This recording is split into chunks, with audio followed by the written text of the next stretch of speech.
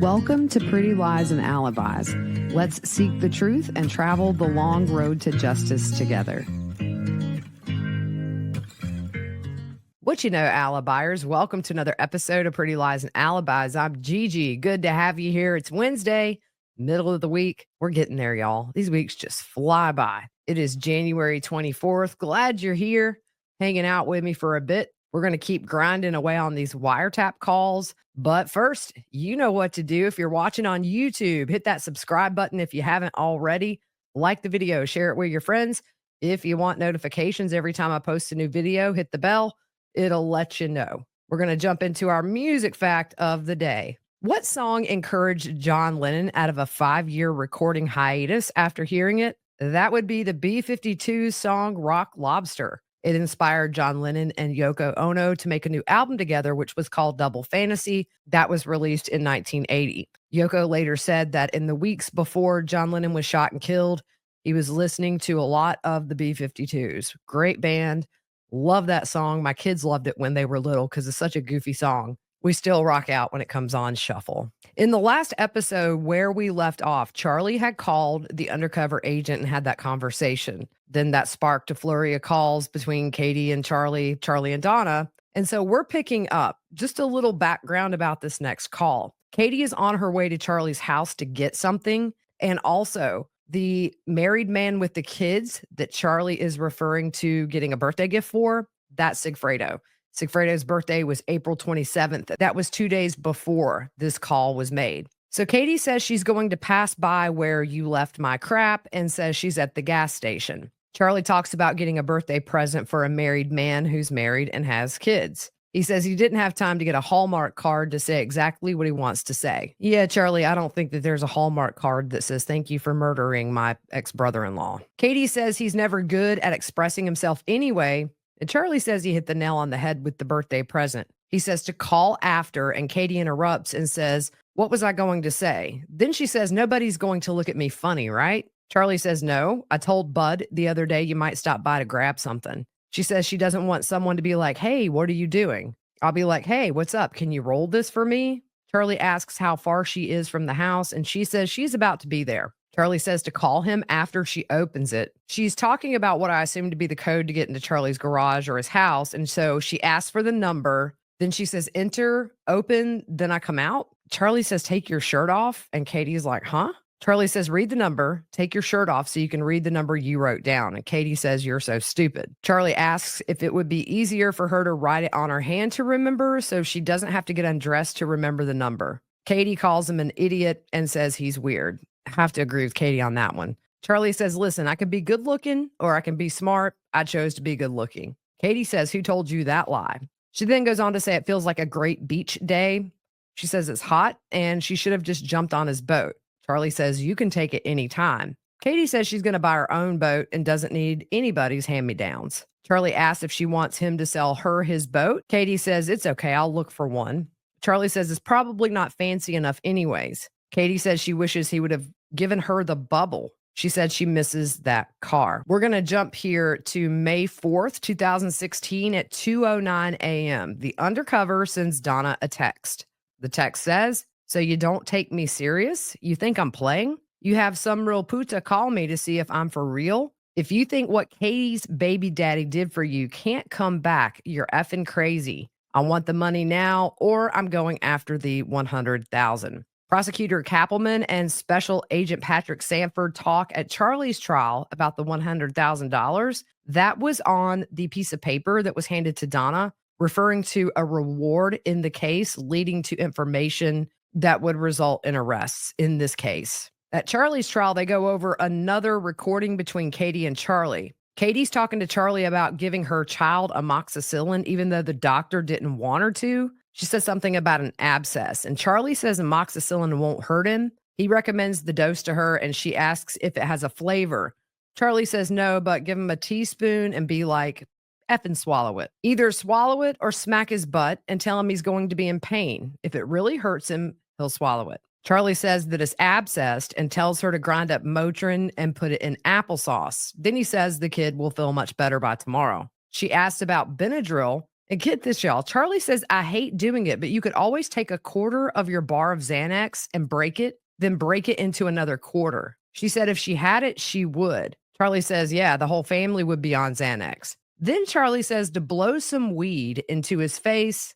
And then he says he's kidding. Katie says, dude, who are you? He can hear you. Charlie says, I'm kidding. He's got the drugs. He's fine. Let him get started on it. Then he switches gears back to the gift. He says, if you don't think it'll cause anything, you can tell him it was for me when you opened the present. He asks if she saw what he put in there. And Katie says she was with the kids and didn't want to. And then she says, no. What the F did you put in there?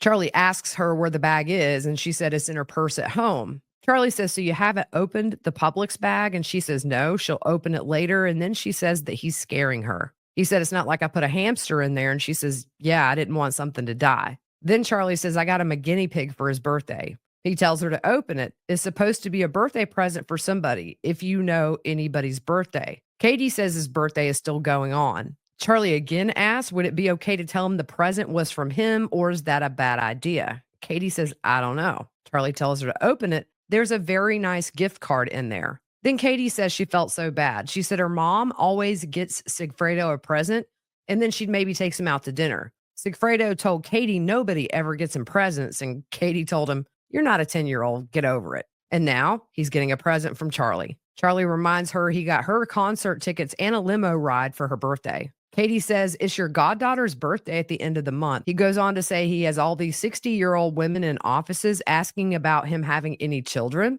When he tells them he doesn't have any, they say, can you adopt me? He says, I got 8 people that want to be adopted. Katie says, you don't want to adopt me? Adopt my kids. You're their godfather. Charlie says, I feel the love, and the call ends. The next call is between Charlie and Donna. Charlie's talking about the business that he has with his friend Alex. He says that's really how people make a lot of money, is using other people's money to make it. And Donna says, oh, sure, it's a good way to do it. Charlie says, Alex says if they have a good track record of 2 years, it would not be a problem raising capital at all. Donna says that would be great. That's good stuff. Then she asks if he's on his way to the gym, and he says yes. Charlie asks Donna if everything's okay. He says, is it, or are you just saying it is? Donna says, just saying. Charlie says, I figured. Charlie asks if she saw somebody today, or was it? And then Donna interrupts and says, it's different, but I'll see you Sunday. We can talk. Charlie says, you don't want to come down and see me tonight? Donna says, no. Charlie asks if it was bad, and she says, no, I'll see you Sunday and fill you in. Charlie says, I know I can kind of talk to you, but when I talk to you and you're not giving appropriate responses. And Donna says, yep, that's why. He asked Donna if somebody's bothered Wendy. Donna says, not yet. Charlie asks, do you think they will? And Donna says, I don't know. Donna says, I'll see you Sunday. We can talk. Charlie says, well, I think it's important that you see me before Sunday. Donna says, well, what are you doing tomorrow? Dad is off, so maybe we can get a chance to meet, but it sounds like you're having a busy day meeting a lot of people. Charlie says he's meeting someone named Doug in the afternoon, and he hasn't texted another person that he wants to see, but says he can meet with that person anytime. So he asked Donna if she wants to come to his house in the morning. Donna says that might be a good idea. And Charlie says, because I'll tell you what, I don't want to wait. Donna says, yeah, I agree. Charlie says you wait, and something that could have been nipped in the bud early becomes something that doesn't get nipped in the bud early. Then it snowballs out of control. Donna says, so maybe, yeah, so we're up early. What if we can meet you for breakfast? In the background, you hear Donna asking Harvey, you want to meet Charlie for breakfast? Harvey? Yeah. You want us to come to you, right? Charlie says, well, traffic, and let me find out. Donna says, check your schedule and we'll work something out. Okay, honey? Charlie says, let me do that and I'll see you guys tomorrow. Donna says it sounds good. And Charlie says, I think it's just better that things get nipped in the butt early. He says, I don't know why you wouldn't just call and let me know. Donna says, let me talk to you tomorrow, figure out your schedule, and we're free until we pick up the kids. So we'll work around that. Charlie asks what time. Donna says pickup is at 1:50, but she has to do some other errands and things in between, just little things. She says she doesn't want to be mitten driven. It's either early or probably no later than 11. She needs time to get back. Charlie says no later than 11. Donna says no, early is good, but if we leave here at 8 or at 9, we're going to hit traffic, right? 9:15. Charlie says, yeah. Donna says, then we could get there by 10. At Charlie's trial, prosecutor Kappelman asks if this phone conversation is in that time frame of when Donna got that in the middle of the night text bump. And he says it was. Prosecutor Kappelman asks Special Agent Sanford if anyone texts the undercover and says, do that, go get the reward, solve the case. He says no. Another call between Donna and Charlie. Donna asks how Charlie is. He says he's good. He says he's coming across the bridge now. Donna says, oh, okay, wonderful. Charlie asks if she wants him to come up to the apartment or does she want to come down? She says, you know what? We'll meet you outside and then we'll walk by the pool area. Charlie says, that's all right. See you soon. Bye-byes, all that stuff. The next call is going to be between Sigfredo and Katie. Katie asks how he is. Sigfredo said he's put the kids outside and he's sweeping and talking to his sister on the other line. She called him out of the blue. Katie says she wants to make sure everything. He interrupts and says, it's fine. He said, it sounds like you're going through it. And Katie says, it's about the other thing too, but I don't even know. He asks if anything's going on that he can help her with. And she says, I'm saying I got a call. He says, you got a call? She says, yeah. And I'm like, what happened? He was like, I have to talk to my parents. And I was like, okay. Sigfredo says, so talk with his parents? Katie says, yeah. I was like, what's going on? He said, I'll call you when I leave my parents' house. And I was like, all right. So that's what I was calling you to see what you're up to. Katie says she feels dizzy and her ears have started ringing really bad. Sigfredo's like, what the heck? She says, I know. She said, just when I texted you, I started panicking, all right? He says, all right. Katie says, bye, end of call. Prosecutor Kappelman says she missed something on their little sheet there at the trial, the meeting at the pool. Special Agent Patrick Sanford said it was a meeting at the pool where Donna and Harvey's condo is. They sent agents in to try to record that, but they just couldn't get close enough. He says Donna, Harvey, and Charlie were in a pool area that's private inside the building. They were alone. They were talking. Moving on to another call between Katie and Charlie. Katie says, I'm trying to find my son. I don't know where he is. Charlie says, look for the kid on the monkey bars. She said, that's probably him. And then she asked Charlie for a recap. What exactly is on the text? Charlie says, and I'm not asking you to do anything about it at all. So the person says, you don't take me serious. You have some puta calling me up, and then they mention Katie's baby daddy. And then it was like, you don't respect what was done for you or something. Katie says, you don't respect? So that's a long text. And Charlie said, no, it was 20 words. And it started off with, so you don't think I'm serious. And you have some puta call me Katie's baby daddy. You don't appreciate what was done for you or something like that. That was it. It just ended, but it came from that same number. The person didn't block the number they're texting from. Katie says, we already got to that point already. All right, gotcha. Charlie says, don't do anything, and it's one of two things. I could care less. I just want the person to stop harassing my family. Whoever it is that texted my mom at 2 a.m. could really not give a crap. Katie says that he referenced Katie's baby daddy. Katie says, how many Katies do you know that has a baby daddy? Everybody I know has a baby daddy.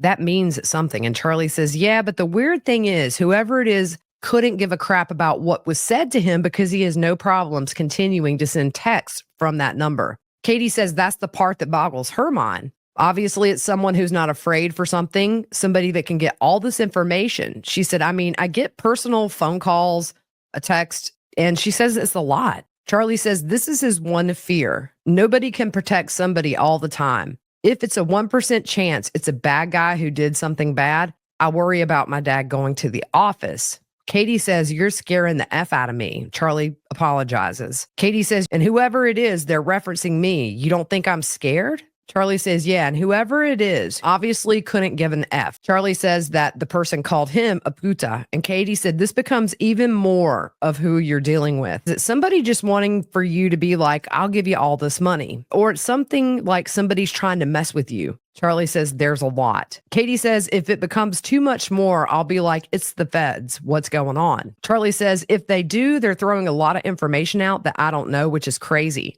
The question is, where did they get it from? And why don't they just go collect the reward, whoever has this information? Katie says, exactly. We're saying the same thing repetitively. Charlie says, just don't do anything. It's aggravation. That's all. I just want my family left alone, you know? So that's my day. Luckily, I had a day off, so I got to hang out with everybody and deal with nonsense. Katie says, I try to remember, and it's hard because you throw in so many other details behind it. And it's like when I have to think it out in my head, I'm all over the place because you talk so much more of what's not necessary. Charlie says, no, I know.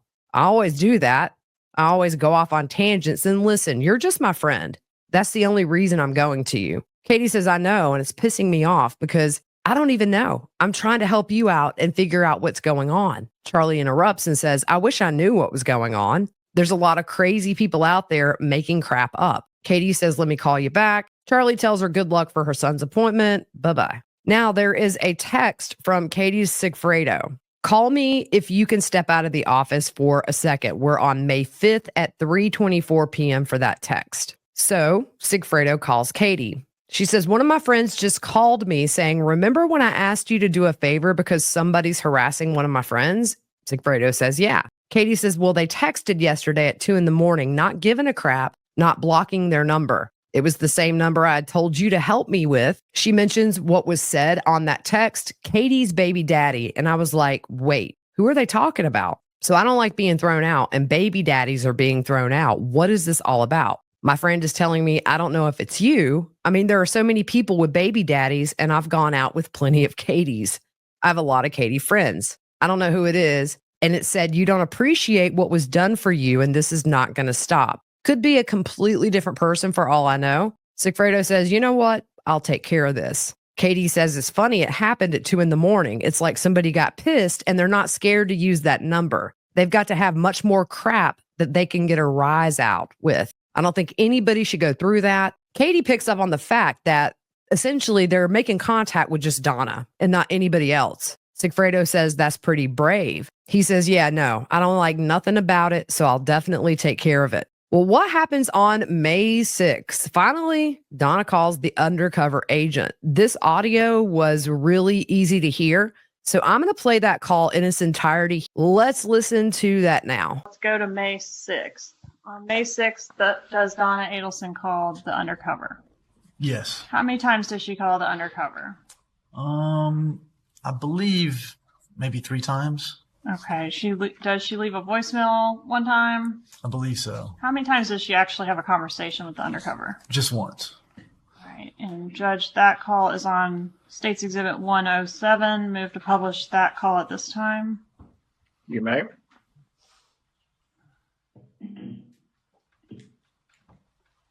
Hello? This is Mrs. Adelson. Is this Sammy?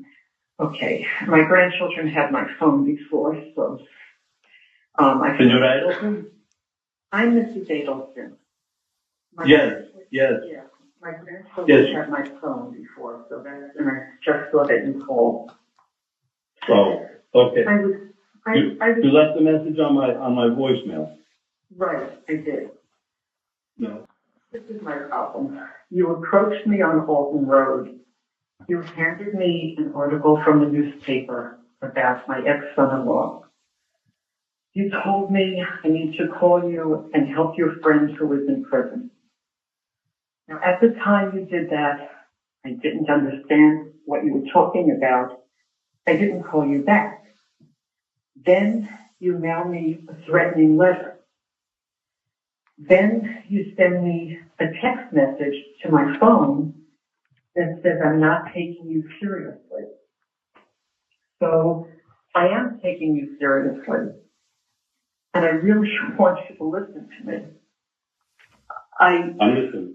I have to tell you, I mean, this is important. I have been so stressed out. I have spoken to 10 or 12 people who are close friends of mine, telling them about this and basically picking their brains and asking them what I should do, because I don't know your friend who is in jail. You mentioned a name. I don't even know his name.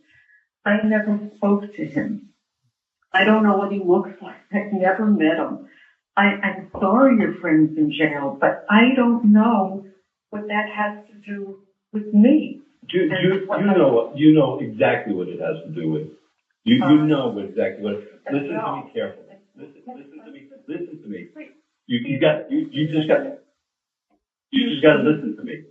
You need to ask your friend who this person looks like, what their name is, something, because I know there's a big reward out there, and if you need money for your friend, that's the way to get it. I mean, I'm asking you nicely. I don't know who he is. I am out of the loop. It is not me. If I can help, I would help. I mean, that's what. Just like I told you, listen to me. Just like I told you that day, we know that your family had a problem up north. We know that problem was taken care of about a year and a half, 2 years ago. And we know that Katie has been taken care of and has been taken care of. Now my brother in jail, we were in Broward together. He told me the whole thing, and he hasn't been taken care of. You know. Now all that's being asked for is 5K. That's all we're asking for is for 5K. And he told me everything, and I know everything. I know who's involved. I know everything, and I'll get the 100K for myself. You know, All I ask is to send the 5K. Everybody knows what's going on. I don't, you're saying everyone knows. I know I lost my ex-son-in-law. I did not have anything to do with it. That's why I said, ask him what. That's what my brother Tato told me. He told me everything when we were in jail. He told me everything and who was involved. I know everything. Well, I don't. That's the problem. I am telling you, it's not me. It's not me. I have had a year of aggravation, a year and a half of aggravation over this. My daughter, my grandchildren. It is not me. And when I asked my friends, what do they think? They said, well, this person needs to get a description of you because of what you look like, or it's not me. I don't know who caused this. It wasn't me. I mean, I don't know. I'll tell you, just like that day when I talked to you, this is not going away. This is not going to go away because Tato told me everything. He wasn't being taken care of. He needed the 5K. Sent 5K. That's all we were asking for. Yeah. Don't do that. I don't know who Tato is. You don't understand. We know you don't know who Tato is, but you know who Katie is. And you know the contacts Katie has. And she has, listen to me, let's stop. This is not making any sense. I mean, if you want the money, you should get it from the police. They can give you a whole lot more than you're asking me for money for someone. I can't do this. I have had too much stress and too much aggravation from this, and I don't know what you are talking about. I just don't know. Good. I think you should talk to Katie. Talk to people that are involved in this. You'll know. You know what's going on. That's why I'm. You can tell me, Senora Adelson, you can tell me all you want, but I know you know. Because I know, because I heard, when I was locked up in Broward with my brother Tato, he told me everything. Everything. He told me everything. Well, then I just wanted to take care of him because Katie was being taken care of with her Pluto. I just think instead of asking me, you should get the money from the police. There's a lot of money out there, and I know if you think you know who this is, then go ahead and do it because I know it isn't me. I know it isn't me. And I can't take this kind of level of stress. I just can't. I know I didn't do anything.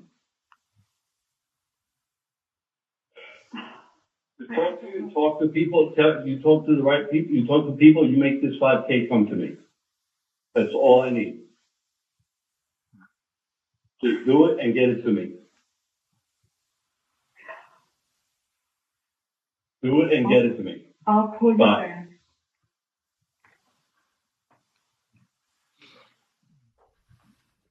Okay, so here we have Donna making the call. Correct. And she refers the undercover to get the reward, to the police to get the reward, right? Yes. And then does she also report these incidents and what's been happening to law enforcement at that time? No, ma'am. Does anybody report these incidents and what's been happening and the stalking and harassment that's been going on? Does anybody report that to law enforcement? No, not at all. Do we have any evidence that Donna Adelson recorded that call with the undercover? Yes.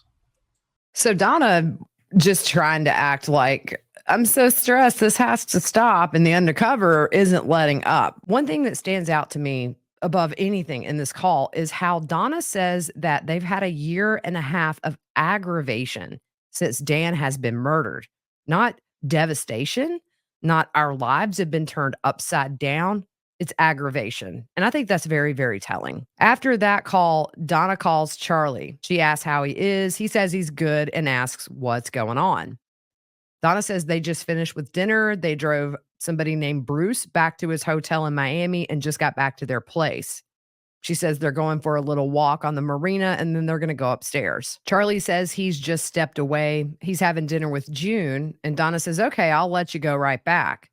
She wanted to tell him that she does have that handpiece right now. Charlie says, okay, great. Donna says something about bringing it to him. And Charlie asks if there's been any more nonsense from the patients. Remember, patience is code for the undercover. Donna says, yes, those things always get aggravating, but I try to not let it bother me. Charlie asks her, was it bad? She says, no, I loaded that new app too. I'll have to show it to you. I think you'll be really interested. Charlie asks how long of a talk she had. Donna says 8 minutes. Charlie says 8 minutes? She says, yeah. He said, you talked to the patient for 8 minutes. Were they nice?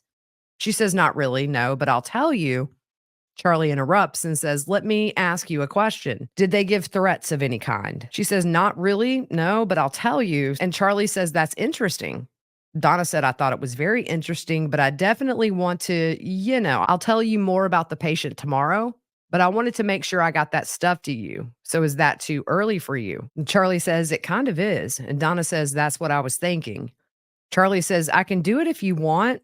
Donna says, I know I could do it at 9, but that would be the latest because then we have to get up to Boca and back to Fort Lauderdale in that tight time frame. That's the only reason. And then I know you were leaving at 11. Charlie says, what time do you have to be at Boca? Donna says, I think 12. Charlie said he was going to take the boat out at around 12:30, and if she wants, he could wait a little bit. Donna says, I thought you were leaving at 11, and that was the problem. Charlie says, no, I was going to, but I'll leave at 12:30 or 1, and I'll wait for you. How does that sound? Donna says, yeah, I'll give you a call when we're leaving Boca. How's that? It'll definitely be after 11. The call cuts out, but Charlie asks something about the patient. Donna says, yeah, I did actually.